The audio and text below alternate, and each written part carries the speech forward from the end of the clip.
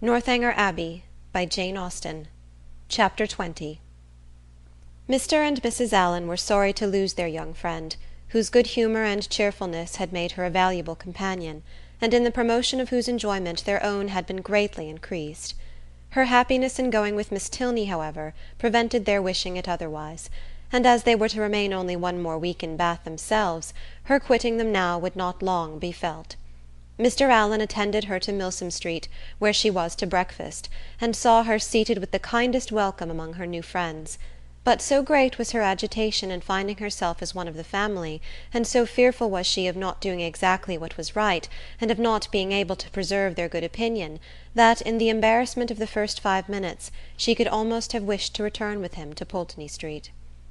Miss Tilney's manners and Henry's smile soon did away some of her unpleasant feelings, but still she was far from being at ease, nor could the incessant attentions of the General himself entirely reassure her. Nay, perverse as it seemed, she doubted whether she might not have felt less had she been less attended to. His anxiety for her comfort, his continual solicitations that she would eat, and his often expressed fears of her seeing nothing to her taste, though never in her life before had she beheld half such variety on a breakfast-table, made it impossible for her to forget for a moment that she was a visitor. She felt utterly unworthy of such respect, and knew not how to reply to it. Her tranquillity was not improved by the General's impatience for the appearance of his eldest son, nor by the displeasure he expressed at his laziness when Captain Tilney at last came down. She was quite pained by the severity of his father's reproof, which seemed disproportionate to the offence, and much was her concern increased when she found herself the principal cause of the lecture, and that his tardiness was chiefly resented from being disrespectful to her. This was placing her in a very uncomfortable situation, and she felt great compassion for Captain Tilney, without being able to hope for his goodwill. He listened to his father in silence, and attempted not any defence, which confirmed her in fearing that the inquietude of his mind, on Isabella's account, might, by keeping him long sleepless, have been the real cause of his rising late. It was the first time of her being decidedly in his company, and she had hoped to be now able to form her opinion of him; but she had scarcely heard his voice while his father remained in the room, and even afterwards, so much were his spirits affected, she could distinguish nothing but these words, in a whisper to Elinor: "How glad I shall be when you are all off." The bustle of going was not pleasant. The clock struck 10 while the trunks were carrying down, and the General had fixed to be out of Milsom Street by that hour. His greatcoat, instead of being brought for him to put on directly, was spread out in the curricle in which he was to accompany his son. The middle seat of the chaise was not drawn out, though there were 3 people to go in it, and his daughter's maid had so crowded it with parcels that Miss Moreland would not have room to sit, and so much was he influenced by this apprehension when he handed her in, that she had some difficulty in saving her own new writing-desk from being thrown out into the street. At last, however, the door was closed upon the 3 females, and they set off at the sober pace in which the handsome, highly fed 4 horses of a gentleman usually perform a journey of 30 miles, such was the distance of Northanger from Bath, to be now divided into 2 equal stages. Catherine's spirits revived as they drove from the door, for with Miss Tilney she felt no restraint, and with the interest of a road entirely new to her, of an abbey before and a curricle behind, she caught the last view of Bath without any regret, and met with every milestone before she expected it. The tediousness of a 2 hours' wait at Petty France, in which there was nothing to be done but to eat without being hungry, and loiter about without anything to see, next followed, and her admiration of the style in which they travelled, of the fashionable chaise and four, postilions handsomely liveried, rising so regularly in their stirrups, and numerous outriders properly mounted, sunk a little under this consequent inconvenience. Had their party been perfectly agreeable, the delay would have been nothing; but General Tilney, though so charming a man, seemed always a check upon his children's spirits, and scarcely anything was said but by himself, the observation of which, with his discontent at whatever the inn afforded, and his angry impatience at the waiters, made Catherine grow every moment more in awe of him, and appeared to lengthen the 2 hours into 4. At last, however, the order of release was given, and much was Catherine then surprised by the General's proposal of her taking his place in his son's curricle for the rest of the journey. The day was fine, and he was anxious for her seeing as much of the country as possible. The remembrance of Mr. Allen's opinion, respecting young men's open carriages, made her blush at the mention of such a plan, and her first thought was to decline it; but her second was of greater deference for General Tilney's judgment. He could not propose anything improper for her, and in the course of a few minutes she found herself with Henry in the curricle, as happy a being as ever existed. A very short trial convinced her that a curricle was the prettiest equipage in the world. The chaise and four wheeled off with some grandeur, to be sure, but it was a heavy and troublesome business, and she could not easily forget its having stopped 2 hours at Petty France. Half the time would have been enough for the curricle, and so nimbly were the light horses disposed to move, that had not the General chosen to have his own carriage lead the way, they could have passed it with ease in half a minute. But the merit of the curricle did not all belong to the horses. Henry drove so well, so quietly, without making any disturbance, without parading to her or swearing at them, so different from the only gentleman coachman whom it was in her power to compare him with. And then his hat sat so well, and the innumerable capes of his greatcoat looked so becomingly important. To be driven by him, next to being dancing with him, was certainly the greatest happiness in the world. In addition to every other delight, she had now that of listening to her own praise, of being thanked, at least, on his sister's account, for her kindness in thus becoming her visitor, of hearing it ranked as real friendship, and described as creating real gratitude. His sister, he said, was uncomfortably circumstanced. She had no female companion, and in the frequent absence of her father was sometimes without any companion at all.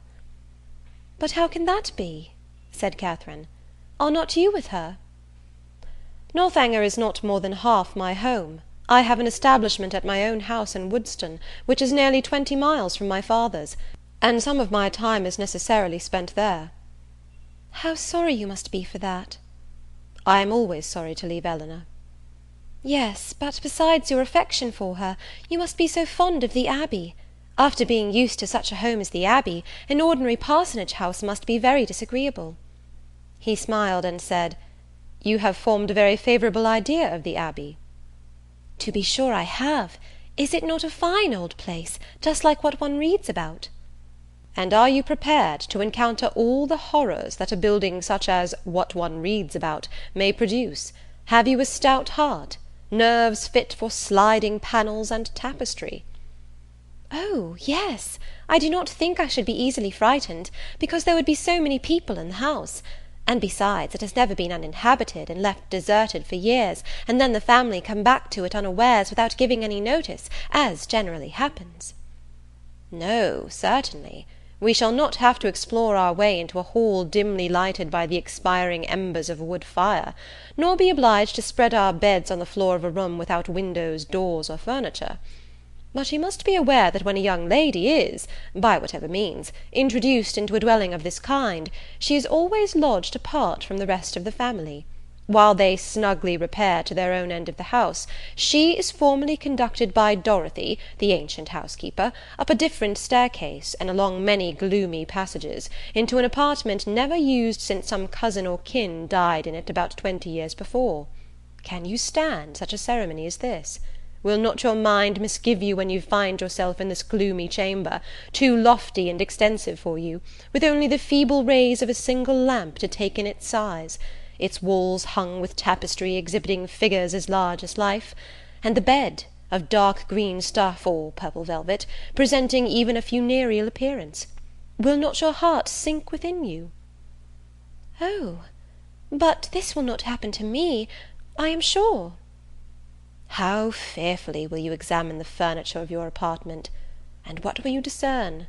Not tables, toilettes, wardrobes, or drawers, but on one side, perhaps, the remains of a broken lute; on the other, a ponderous chest which no efforts can open; and over the fireplace the portrait of some handsome warrior, whose features will so incomprehensibly strike you, that you will not be able to withdraw your eyes from it. Dorothy, meanwhile, no less struck by your appearance, gazes on you in great agitation, and drops a few unintelligible hints.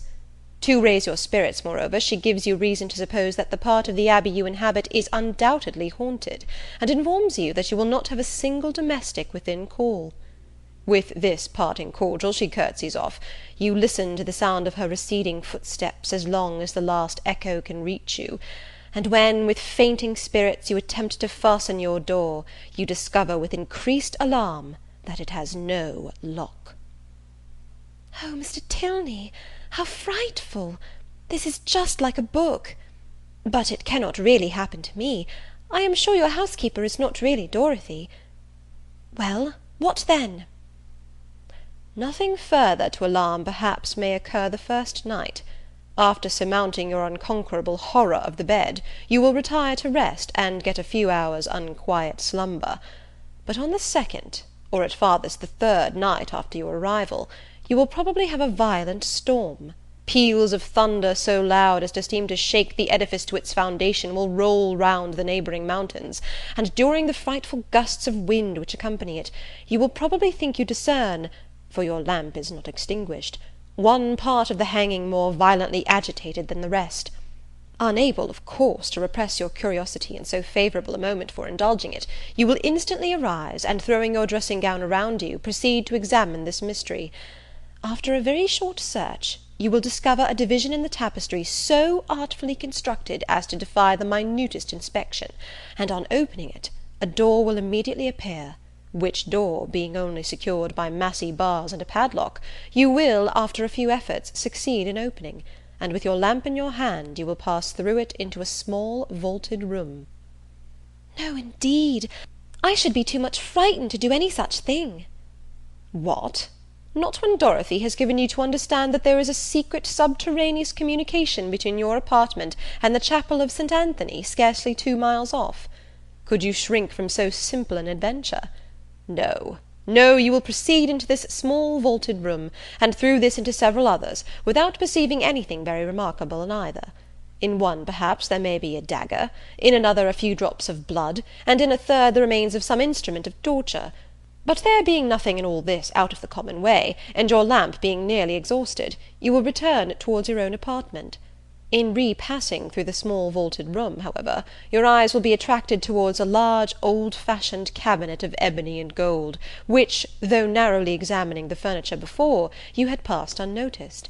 Impelled by an irresistible presentiment, you will eagerly advance to it, unlock its folding doors, and search into every drawer, but for some time without discovering anything of importance, perhaps nothing but a considerable hoard of diamonds. At last, however, by touching a secret spring, an inner compartment will open, a roll of paper appears, you seize it, it contains many sheets of manuscript. You hasten with the precious treasure into your own chamber, but scarcely have you been able to decipher, "Oh, thou, whomsoever thou mayest be, into whose hands these memoirs of the wretched Matilda may fall," when your lamp suddenly expires in the socket, and leaves you in total darkness. Oh, no, no, do not say so. Well, go on. But Henry was too much amused by the interest he had raised to be able to carry it further. He could no longer command solemnity either of subject or voice, and was obliged to entreat her to use her own fancy in the perusal of Matilda's woes. Catherine, recollecting herself, grew ashamed of her eagerness, and began earnestly to assure him that her attention had been fixed without the smallest apprehension of really meeting with what he related. Miss Tilney, she was sure, would never put her into such a chamber as he had described. She was not at all afraid. As they drew near the end of their journey, her impatience for a sight of the Abbey, for some time suspended by his conversation on subjects very different, returned in full force, and every bend in the road was expected with solemn awe to afford a glimpse of its massy walls of grey stone, rising amidst a grove of ancient oaks, with the last beams of the sun playing in beautiful splendour on its high Gothic windows. But so low did the building stand, that she found herself passing through the great gates of the lodge into the very grounds of Northanger, without having discerned even an antique chimney. She knew not that she had any right to be surprised, but there was a something in this mode of approach which she certainly had not expected.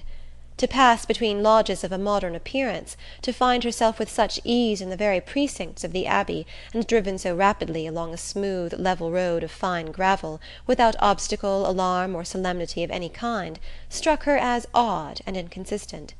She was not long at leisure, however, for such considerations. A sudden scud of rain, driving full in her face, made it impossible for her to observe anything further, and fixed all her thoughts on the welfare of her new straw bonnet, and she was actually under the Abbey walls, was springing, with Henry's assistance, from the carriage, and was beneath the shelter of the old porch, and had even passed on to the hall, where her friend and the General were waiting to welcome her, without feeling one awful foreboding of future misery to herself, or one moment's suspicion of any past scenes of horror being acted within the solemn edifice. The breeze had not seemed to waft the sighs of the murdered to her; it had wafted nothing worse than a thick mizzling rain; and having given a good shake to her habit, she was ready to be shown into the common drawing-room, and capable of considering where she was. An abbey!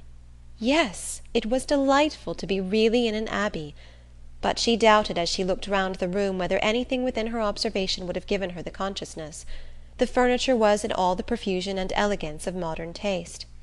The fireplace, where she had expected the ample width and ponderous carving of former times, was contracted to a Rumford, with slaps of plain though handsome marble, and ornaments over it of the prettiest English china. The windows, to which she looked with peculiar dependence, from having heard the General talk of his preserving them in their Gothic form with reverential care, were yet less what her fancy had portrayed. To be sure, the pointed arch was preserved, the form of them was Gothic, they might even be casements; but every pane was so large, so clear, so light. To an imagination which had hoped for the smallest divisions, and the heaviest stonework, for painted glass, dirt, and cobwebs, the difference was very distressing. The General, perceiving how her eye was employed, began to talk of the smallness of the room and simplicity of the furniture, where everything being for daily use pretended only to comfort, etc., flattering himself, however, that there were some apartments in the Abbey not unworth her notice; and was proceeding to mention the costly gilding of one in particular, when, taking out his watch, he stopped short to pronounce with surprise, "within 20 minutes of 5." This seemed the word of separation, and Catherine found herself hurried away by Miss Tilney, in such a manner as convinced her that the strictest punctuality to the family hours would be expected at Northanger. Returning through the large and lofty hall, they ascended a broad staircase of shining oak, which, after many flights and many landing-places, brought them upon a long, wide gallery. On one side it had a range of doors, and it was lighted on the other by windows which Catherine had only time to discover looked into a quadrangle, before Miss Tilney led the way into a chamber, and, scarcely staying to hope she would find it comfortable, left her with an anxious entreaty that she would make as little alteration as possible in her dress. Chapter 20.